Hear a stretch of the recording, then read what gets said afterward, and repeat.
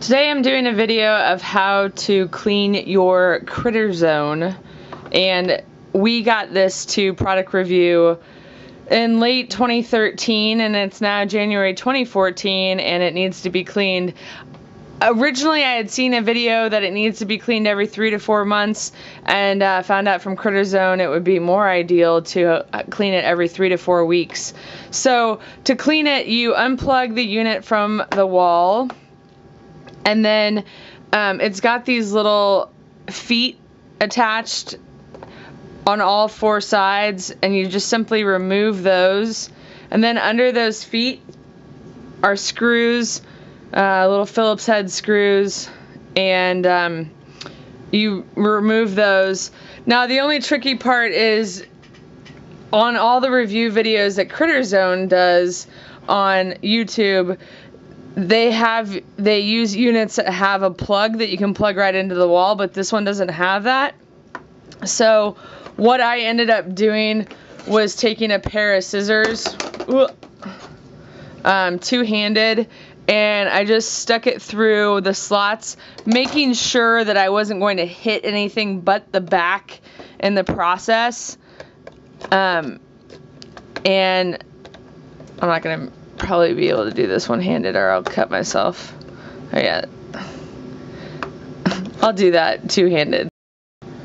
Okay, so obviously it would be ideal probably not to use something sharp, but you know, humans will do what they'll do. And so then you just want to take it out, and you'll notice that there is some debris in there, and there is also some debris in here. So what I'm going to do is grab some Q-tips and start cleaning. Okay, so there's 2 videos on YouTube from CritterZone on how to clean the CritterZone, and one recommends using hot soapy water, and then the other one recommends using rubbing alcohol. I chose hot soapy water because I don't think I have any rubbing alcohol right now, and I've already been working on it, and you can see that I have 5 Q-tips here. And one of the main areas that they suggest cleaning, in addition to, I guess I should say, the lid or the top cover, they recommend cleaning in between all of these with a Q-tip. So I went ahead and did that. Once it was pulled off, though, I didn't clean it while it was attached to the base. And then once that was done, then I used this dust remover to spray it out. And you can see there's residual water from me cleaning it. And since this is an electronic device, you obviously want to make sure that all the water's gone from it before you put it back together and plug it in, of course. Okay, so then the other parts that I worked on is this upper part. These little 2 sharp points, you can tell the one on the right is clean and the one on the left I have yet to clean. And that's same with this little area down here. I've cleaned on the right but not the left. So I was going to try to do that on the video.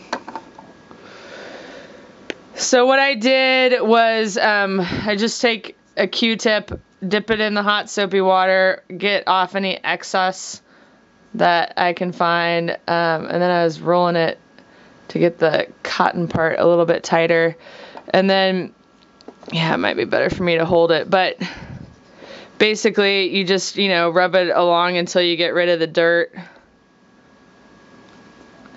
And then I rub it along these little triangles. Get a clean spot. And the triangles are really sharp. And I might go over them a couple times until I get them clean. Okay, it definitely requires you to have 2 hands to really, you know, put some pressure on the Q-tip and get it cleaned out. But I think I've done it, folks. And I I looked back at our arrival video, and we got this on October 26th. That's when we received it, and that's when I plugged it into the wall. So it's had that much time to collect this dirt, and it's not that much, but CritterZone was telling me that when one of these units is placed closer to a litter box, it tends to get dirtier faster, and it's just going to depend on how clean your home is as well. So since I've finished these are all the Q-tips I used, and then I was just going to spray it out, much like I would spray out my computer.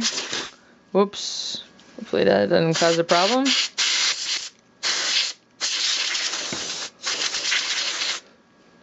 Okay, so then once it's all dry, I'm going to let it sit for a while, but once it's all dry, it's just a matter of putting it back together.